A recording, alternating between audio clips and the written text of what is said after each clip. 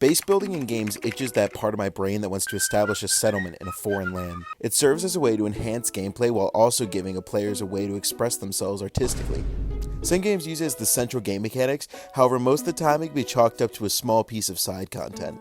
Personally, my introduction was when a 7-year-old moose discovered Club Penguin on a free-for-games website. For those not on the spectrum, Club Penguin was a family-friendly MMO owned by Disney that shut down in 2017. In the game, you could have an igloo which served as a rudimentary intro to my developing brain for base building mechanics in a game. I would proceed to spend far more time on this than needed and use all of my coins to purchase furniture for this virtual home. The main issue was always the perception. It kind of felt like the size of the furniture was physically fighting with itself in a sense. There was a lot of fun interactivity stuff with the puffles in the game, a little tiny puff of fur that the penguins had as pets. You could have puffle furniture, backyards, so they kind of wander around your home. Another fun thing was always also getting invited to other people's igloos. While not a superb example of this mechanic, it would serve as a jumpstart for my obsession with the gameplay style. Considering it for what it is, not bad. I'll put it on Narnia: The Lion, the Witch, and the Wardrobe. Building mechanics can be put up into 3 different ways: the entirety of the game, some of the game, and just a little tiny bit of the game. The hardest to stick the landing on is Type 2. To make a game both a base builder while also supporting a whole different facet of gameplay is a challenge, and the building can often feel like leftover, bare bones. Despite being a series about which faction can best rebuild the wasteland, building wasn't introduced until the 5th installment. These ones don't exist. In Fallout 4, there is settlements across the map that you can collect materials and build up junk houses held up with duct tape, bubblegum, hopes, and dreams. If the game would let you place anything. In terms of Type 2 builders, TM, this one manages the balance of game mechanics pretty okay. There's a whole ending and faction dedicated to you building the place, however this falls flat when every other faction ignores it until you need a giant teleporter in your living room. On top of a building system, the game also tries to be a settler management, resource management, and tower defense. I say try because most of these features end up falling flatter than the beer you yell at your kid to get in a drunken rage. That's not necessarily to say it's a bad building system, but it does feel like more of a framework. Putting mods on it gives you the ability to make some really cool shit, like this guy. However, I can't say I don't turn cheats on every time I want to build anything. Despite all of its problems, I can't say it's not fun. Overhated, but for valid reasons, Sleepaway Camp. Fallout 4 did have something going for it, and that's how rudimentary it felt when you first started. Trying to create with no barriers is hard, and giving players walls that they have to fight past just makes for an even more satisfying experience. While giving players a lot of freedom can be good, it just ends up leaving the question of why not just 3D modeling. Which leads me to... Picture this, you're in 2016, Pokemon Go is a national phenomenon. Dinosaurs and ducks and shit. Everyone has emoji plushies, the MCU is on a generational run, and bottle flipping is a competitive sport. A young moose is riding the bus to 5th grade, of course watching Game Theory on his iPhone 4. Motherfucker, damn, I'm hungrier than a bitch. When a little announcement comes across on YouTube for Lego Worlds. For context, at the time, Minecraft was actually starting to lose popularity, so the concept of a Lego game finally coming was earth-shattering. Everyone was saying this could be the Minecraft killer. Then the game's released, and the reviews weren't great. Now you'd be hard-pressed to hear a thing about the game. The building itself feels clunky and difficult. The bricks are too small to work with while holding a controller, and the gameplay loop gets extremely monotonous after you get through all the worlds you can. The main issue here is the building doesn't feel fun or satisfying. In a way, it takes restrictions to break creatively. But the restriction should not be your ability to build. What makes a game all around building and exploration worse than Fallout 4 building, where it's just a side content to the RPG gameplay? The answer is creative constraints. While LEGO Worlds being what it's meant to be, which is just a digital format with LEGO bricks, it'd be similar to if Fallout 4 gave you wood, tires, and steel assets and said, go ahead, build. It's overwhelming and begs the question of why am I even using a game to do this? Instead, Fallout 4 gives you larger assets while still giving you the option of modding to allow you to make more custom impressive builds. Now, of course, it's not exactly good game design that you require mods to make it better, but it's a Bethesda game, I can't complain. LEGO Worlds is a really fun concept, but well below average execution. Injustice Comics.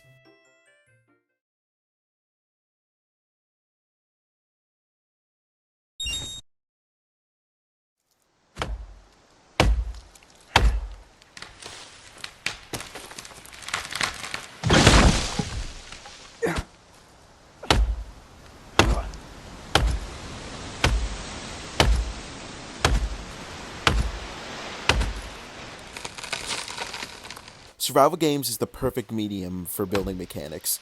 Survival games have a clear reason and a goal when building, that being find shelter.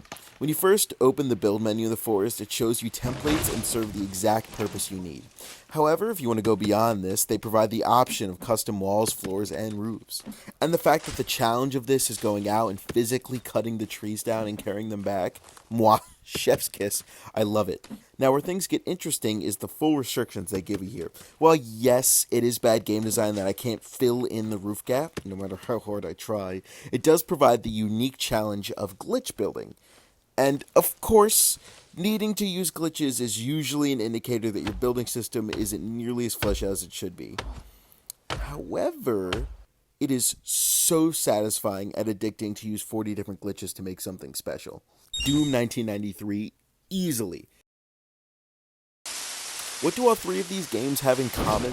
The community. Going online and getting to look up other builders and other glitches of how you can push these mechanics to their absolute limits is just magic. It gives the community something to strive for, something to be proud of in a game. Unfortunately, not everyone is always playing on the same field. While yes, PC will always have a leg up on these games just because of different modding and restrictions, there's a plague in these games. And it starts with E and ends with A.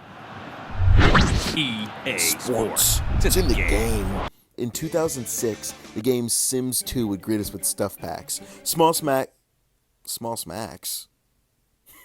Small packs that would give players new furniture and clothing. Now, this alone isn't a big deal. The problems arise 2 games later. The Sims 4 building system is very fun. It checks all the marks, serves the purpose of giving your Sims a home that fits in with their needs, gives players restrictions like money and grids that they can break at their own desires, and has a strong community of players that build homes and interiors. However, it is just unfortunate that in order to get the full experience, you need to cough up well over $1,200. For reference, with $1,200, you could get a new laptop, a round-trip flight to Europe, a high-end smartphone, and one single item at a Ren fair. Here's the problem with this model. The average life of a Sims game was 4 to 5 years. However, it has been 10 years since Sims 4 came out. But why spend the time and money to make Sims 5 when their fan base will buy every single pack, no matter how pointless? It just divides your community. The original game is so bare bones compared to what somebody who spent the full amount can do. Especially when these mechanics thrive off of people online building, and when you're a YouTuber, assumably you can afford these. For those who can't, it makes it so much harder to enjoy this game when you know how much you're missing out on. WWE 2K20. Extremely solid base. However, releasing a complete game just so you can milk your audience for the following 10 years isn't just bad design, it's greedy and exploitation. Fortunately, there is a shining bastion, a game that does all of this right, a game that hits the balance of challenge, restrictions, community aspects, and new content perfectly. And that game is, of course, Rust. Yeah, you'll know it's Minecraft. Come on. Demon Days, instantly.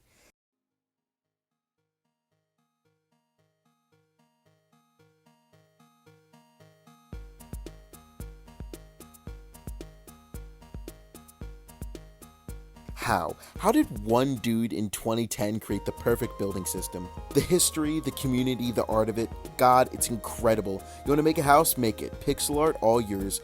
Giant machines, it's possible. A 13-year history of community creation and evolution of the art. The history of Minecraft building style alone could be its own video. What is there to say that hasn't already been said? It's the perfect system, and truly, I don't know how it'll ever be topped. Truly a masterclass deserving of this spot. Alright, that's all for me. Subscribe for more monkey videos. Bye bye!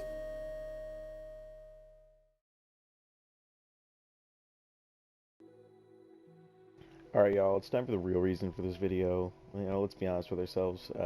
This here is my latest Minecraft build. Though, okay, it's not done. It's not done. I did not do the terraforming because I didn't feel like it, but I did do all this, and I think it came out pretty good here. Are those what I? Oh, it's all missing textures. It's all missing textures. All right. This one, there's no missing textures in this one. I swear. All right, this is like a 4-year-old one. This is Yorkstead, beautiful little village. Okay, I would have done this. Now that I'm like looking at it, I could have done this so much better. But granted, we all building styles grow and change. Uh, Forest, little keep over there.